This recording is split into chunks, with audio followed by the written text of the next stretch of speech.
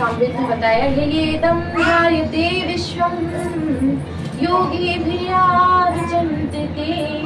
ययेदं भासते विश्वं शैका दुर्गा जगन्मयी। करोड़ों ब्रह्मांड की जो अधिष्ठात्री है, जो करोड़ों ब्रह्मांडों का पालन कर रहे हैं, सृजन कर रहे हैं, उनको संभाल रहे हैं, वो जगत जननी जगदम्बा है, वही हमारी आराध्य है। उनकी शक्ति के बिना तो हम भी कुछ नहीं। यज्ञों से जिनकी पूजा होती है, जो हवन होता है,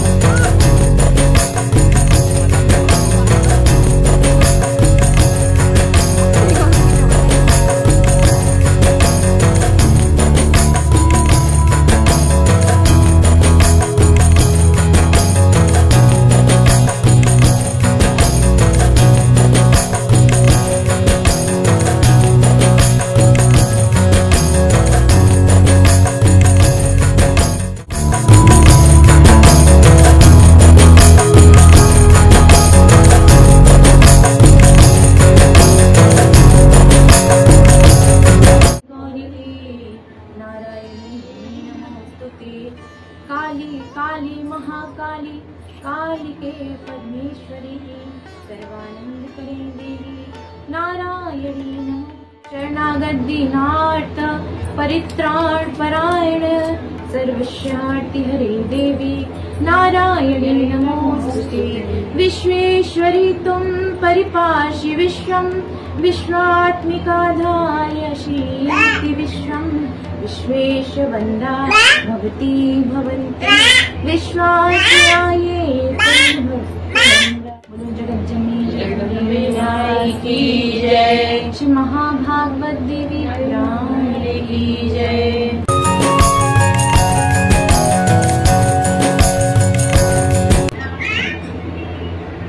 पावन नवरात्रि के पावन बेला में आज हम सभी माँ जगत जननी जगदम्बा स्वरूपा श्री महाभागवत देवी पुराण का श्रवण करने और माँ जगदम्बा की प्रेम और भक्तिमयी कृपा, उनके चरित्र के श्रवण की ओर और उनकी पावन पवित्र अनंत पावन महाभागवत देवी पुराण की धारा में बहने से 2 मिनट के लिए माँ भगवती का ध्यान करते हैं और उनके चरणों में समर्पित 4 पंक्तियां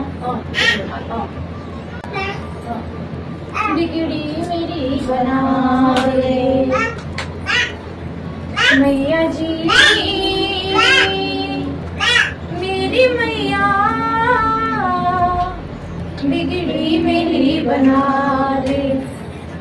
ओ शेरों वाली मैया बिगड़ी मेरी बना दे। ओ शेरों वाली मैया बिगड़ा मुझे बना दे। ओ मेहर वाली मैया बिगड़ी मेरी बना दे। बिगड़ी मेरी बना दे। ओ शेरों वाली मैया बिगड़ी मेरी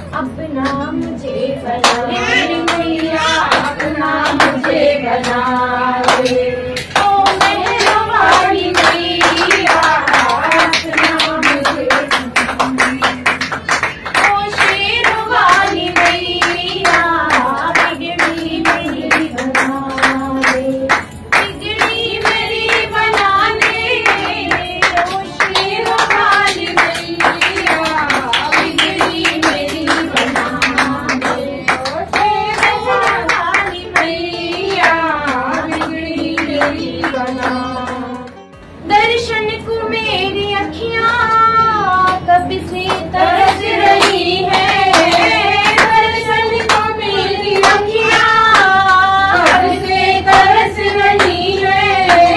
सावन के जैसे झर झर झर झर, सावन के जैसे झर झर अखियां बरस रही है, सावन के जैसे झर झर अखियां बरस रही है।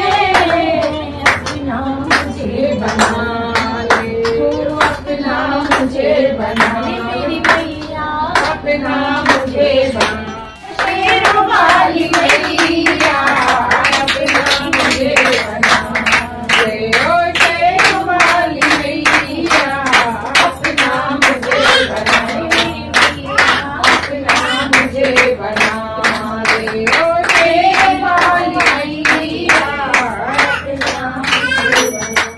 तब उस क्षण भी मतलब ये बताने में भी उतने समर्थ नहीं था। स्वयं भगवान हाल एकदम वो स्तब्ध होके, एकदम वो 2 मिनट का मतलब ध्यान करके बहुत अपने आप को संयमित करके फिर वो इतना बताते हैं कि अगर आपने पूछ लिया है कि हमारे आराध्य देवता कौन है, तो उनकी तो महिमा बताने के लिए भी हमें बहुत तप की आवश्यकता होती है, बहुत तप लगता है। फिर उन्होंने तप में जाके फिर उनको बताया, माँ भगवती के बारे में बताया कि वही सती के रूप में आई थी, अलग अलग लीलाएं करती हैं, ऐसे करती हैं। अब नारद जी के मन में फिर से आया कि आप हमें ये बताओ कि वो राजा दक्ष के यहाँ पे कैसे आई। अब ये सारा संदर्भ कौन बता रहा है? सूत जी महाराज जो बैठे हैं सोमकालिक ऋषियों के पास, उनको ये सारा बता रहे हैं क्योंकि उनकी इच्छा थी कि हमें तो वही वाला संदर्भ आप सुनाओ जो सबसे पहले सुनाया गया था महादेव जी ने नारद जी को। तब ये बताते हैं कि सती माता जो थी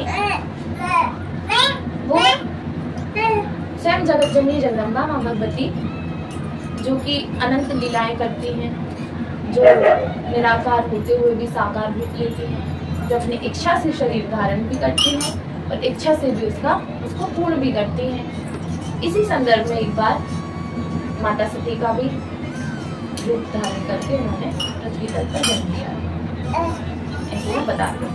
तो शिव के साथ शक्ति के रूप में है, कभी वो नारायण के साथ लक्ष्मी के रूप में है, कभी वो राम के साथ सीता के रूप में है, कभी वो 2 भुजा, कभी अनंत भुजा, कभी सौम्य रूप में है तो कभी उग्र रूप में है। ऐसे माँ ने दर्शन दिखाए। वेद व्यास जी तो जीवन मुक्त हो गए, उन्होंने कहा अब तो हम धन्य हो गए। इसके बाद फिर माँ ने अपने चरण तल में, जो माँ के तल हैं चरण के, उस चरण तल में माँ ने इस महाभागवत देवी पुराण को परमाक्षरों में दर्शाया। वेद व्यास जी परम स्वर्णिम अक्षरों में लिखा हुआ है पूरा माँ की महिमा, ये साक्षात महाभागवत देवी पुराण। वेद व्यास जी ने माँ को प्रणाम किया और जैसा उन्होंने देखा था पृथ्वी तल पर आकर उसी रूप में उन्होंने प्रकाशित किया और आज हम उसको श्रवण कर रहे हैं और माँ की महिमा का गान कर रहे हैं। महाभागवत देवी पुराण सर्वप्रथम शिव जी ने, महादेव जी ने नारद को सुनाया था। सूत जी महाराज सोमकालिक ऋषियों को बता रहे हैं, महादेव जी ने नारद जी को सुनाया था। उसके बाद वेद व्यास जी ने क्या किया, सारे जो भी पुराण थे वो तो दे दिए सबको, मतलब जो महाभागवत देवी पुराण था वो उन्होंने अपने पास रखा। क्यों? क्योंकि उन्होंने तपस्या करके जब इसको प्राप्त किया कि हाँ सुना, हर कोई तो नहीं सुना सकता उसको, इसकी महिमा ऐसी है। अब सूत जी महाराज कहते हैं कि व्यास जी ने हमें सुनाया था, ये महादेव जी ने नारद जी को सुनाया, उसके बाद वेद व्यास जी ने जैमिनी को सुनाया था, वेद व्यास जी ने जैमिनी को सुनाया था। फिर अब मैं मतलब सूत जी महाराज सोमकालिक ऋषियों को सुनाते हैं महाभारत देवी पुराण का महिमा। तो ये महात्मा उन्होंने ये बताया कि ऐसा हुआ था। अब जब उन्होंने सुनाया कि वेद व्यास जी ने बताया था, अब ये हुआ ऐसा था कि जब राजा परीक्षित का वो चल रहा था तो इसके बाद उनके पुत्र थे जन्मेजय, राजा जन्मेजय, तो उनके पुत्र ने भली भागवत सुन ली थी उन्हें 7 दिन, और उनका गए फिर वेद व्यास जी के पास जाते हैं, उनसे पूछते हैं कि कौन सा ऐसा पुराण क्यों बनाए, क्या ऐसे सुनने से, क्या ऐसा करने से मतलब उनकी मोक्ष प्राप्ति हो जाए पिताजी। तो उन्होंने भी यही बताया था, तो इन्होंने श्रवण किया था, नवापरायण किया था। इसके बाद सूत जी महाराज ने बताया कि सौनकादिक ऋषियों को कि हमें फिर उन्होंने सुनाया। अब सौनकादिक ऋषियों को ये लगा कि अगर सबसे पहले वहाँ सुनाया तो महादेव नारद जी को सुनाया था, तो हमें अब उस महत्व के बारे में सुना कि शिव जी क्या बताया। वो कहने लगे कि वहाँ महादेव ने फिर मैं नारद जी को बताया था, माँ की महिमा के बारे में बताया था। एक बार क्या होता है, नारद जी जाते हैं मंदराचल पर्वत पर, सभी देवी देवता मतलब विष्णु जी और ब्रह्मा जी और शिव जी तरीके से यजुर्वेद ने बताई कि यज्ञों से जिनकी पूजा होती है, जो हवन होता है, यज्ञों से जिनकी पूजा हो रही है, वो साक्षात जगदम्बा है, साक्षात भगवती है, वही आदि शक्ति है और वही ब्रह्म तत्व है। अब सामवेद से पूछा, सामवेद ने बताया येदं ध्यायते विश्वं योगिभिर्या विचिन्त्यते, येदं भासते विश्वं शैका दुर्गा जगन्मयी। वो कहते हैं समस्त जगत को धारण करने वाली जो है तो जगत जननी जगदम्बा ब्रह्म तत्व मां भवानी, और जिनका योगी जन चिंतन करते हैं, चाहे वो किसी भी मंत्र का जाप कर ले, चाहे वो किसी को भी भज ले, किसी का भी ध्यान कर ले, पहुंचता वो जगदम्बा तक, किसी ब्रह्म तत्व तक पहुंचता है। ध्यान से, हवन से, पूजन से, किसी भी प्रकार से वही सब कुछ है। अब आखिरी अथर्ववेद ने भी कहा, दूसरे तरीके से कहा। अथर्ववेद ने कहा याम प्रपश्यन्ति देवेशी भक्त्यानुग्रहणो जनः तामाहु परमं ब्रह्म दुर्गा भगवती। उस अथर्ववेद ने कहा देवेश्वरी का जो दर्शन करते हैं भक्तजन, जिनको माँ जिस भी रूप में, उनके भक्त रहते हैं, उनको जिस भी रूप में वो दर्शन देते हैं, वो ब्रह्म तत्व है। चाहे वो कन्या के रूप में दे, चाहे किसी भी रूप में दे, वो जगत जननी जगन्नाथ। चारों वेदों से ऐसी माँ की स्तुति सुनकर एकदम मंत्रमुग्ध हो गए। अब यहाँ पे भी वेदों ने माँ की स्तुति करना छोड़ा नहीं। उन्होंने आगे बताया कि केवल हम कह नहीं रहे आपसे कि ये ब्रह्म तत्व है या माँ की ये गुणगान, हम आपको दिखाते हैं कि वो ब्रह्म तत्व कौन है और कैसी है। चारों वेदों ने स्तब्ध होकर जब माँ भगवती की आराधना की, उनकी स्तुति करते हैं, स्तुति में चारों वेदों ने स्तुति करके, और जब वेद व्यास जी के सामने जगदम्बा प्रकट होती है,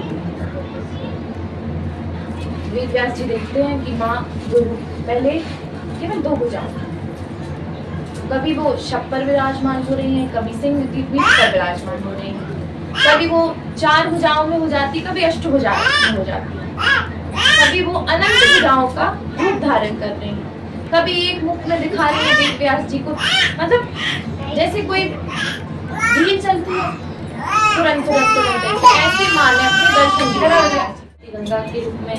और फिर ब्रह्मा जी के शरीर से मनु और शतरूपा, मतलब जो सर्वप्रथम सृष्टि के उत्पत्ति के पहले जिन्होंने इस पृथ्वी तल पर आए थे वो थे मनु और शतरूपा। तो मनु और शतरूपा का प्रादुर्भाव कैसे हुआ था और दक्ष की कन्याओं से सृष्टि का विस्तार कैसे हुआ, ये पहले बताते हैं महादेव जी की शुरुआत कैसे हुई थी। अब विस्तार के बाद आदि शक्ति द्वारा भगवान शंकर को भार्या रूप में धारण करना और भार्या रूप में प्राप्त होने का वर प्रदान करना, ये कैसे हुआ था। तो जो शुद्ध, शाश्वत और मूल प्रकृति स्वरूपिणी जगदम्बा है, वे ही साक्षात परम ब्रह्म। ये किसने कहा? महादेव जी। अब वो बता रहे हैं। फिर अनेक ब्रह्मांडों में निवास करने वाली करोड़ों प्राणियों की सृजन, पालन और संहार का विधान करने वाली वे माहेश्वरी ही है। मतलब केवल ये ब्रह्मांड नहीं, करोड़ों ब्रह्मांड का तो ये बताते हैं, ये बताना चाह रहे हैं महादेव जी, ब्रह्मा जी और उनकी उससे कि केवल हम ही नहीं है। जो लगता है कि ब्रह्मा जी हैं वही सृष्टि की उत्पत्ति कर रहे हैं, विष्णु जी ही अकेले पालन कर रहे हैं और महेश्वर ही अकेले संहार कर रहे हैं, ऐसा नहीं है। ये तो हम एक ब्रह्मांड को कर सकते हैं, लेकिन करोड़ों ब्रह्मांड की जो अधिष्ठात्री है, जो करोड़ों ब्रह्मांडों का पालन कर रहे हैं, सृजन कर रहे हैं, उनको संभाल रहे हैं, वो जगत जननी जगदम्बा है, वही हमारी आराध्य है। उनकी शक्ति के बिना तो हम भी कुछ नहीं। उन्हीं की वजह से आज हम इन कार्यों में उन्हीं की कृपा से ही लगे हैं। अब निराकार रहते हुए भी महादेवी अपनी लीला से देह धारण करती है, ऐसा उन्होंने बताया। अब नारद जी ने पूछा कि आप पूरी कथा में बताओ कैसे क्या हुआ था। तो उन्होंने बताया कि शुरुआत में ऐसा हुआ था कि माँ को एक बार क्रीड़ा करने की इच्छा हुई। वो अपनी अलग रूप में थी कि निराकार थी, तो विद्यमान थी। मतलब उन्होंने ये बताया कि जब सूर्य, चंद्रमा, वायु, जल, प्राणी और जीवित और आजीवित कुछ भी नहीं था, जब ना दिन थे ना रात थी, ना श्वास थी ना मृत्यु था, ना कुछ भी था, उस समय भी वो विद्यमान थे और अपने रूप में विद्वान थे। फिर उनको ये क्रीड़ा करने का लगा कि हम एक रूप लेते हैं। उन्होंने जब रूप लिया तो ऐसा रूप लिया, मतलब काले वर्ण का, फिर उनकी मतलब जो आभा थी, जो उनके चरण थे वो बहुत दैदिप्यमान थे, मतलब बहुत दिव्य थे। और जो दिशाएं जो है उनके हस्त थे, उनके केश जो थे वो काला घना अंधेरा था, ऐसी उनकी नेत्र थी। तो इसमें सब कुछ समा जाए, ऐसा रूप माँ का धारण, इतना अलग रूप था उनका, ऐसा बताते हैं।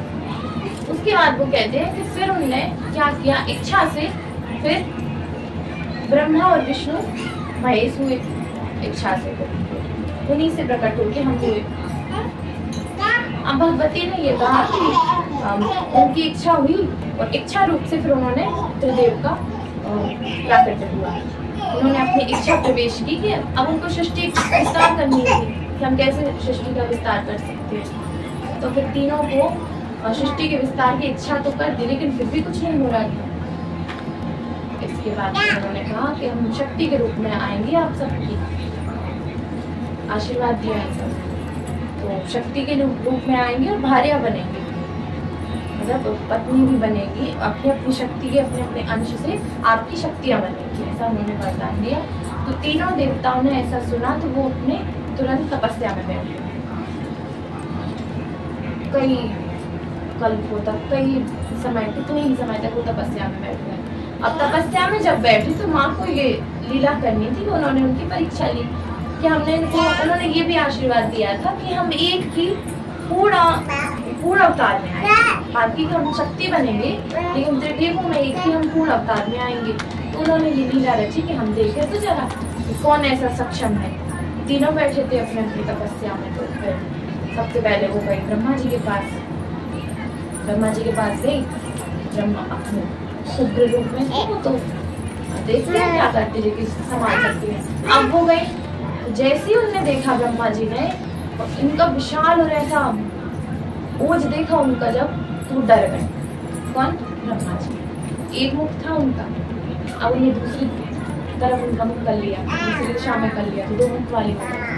अब फिर वो दूसरे तरफ भी आ गई माँ अपने प्रचंड रूप में। अब उसमें भी डर गए, आके उनको फेरने के लिए उन्होंने तीसरी तरफ कर लिया, तो तीसरी तरफ भी आ गई माँ।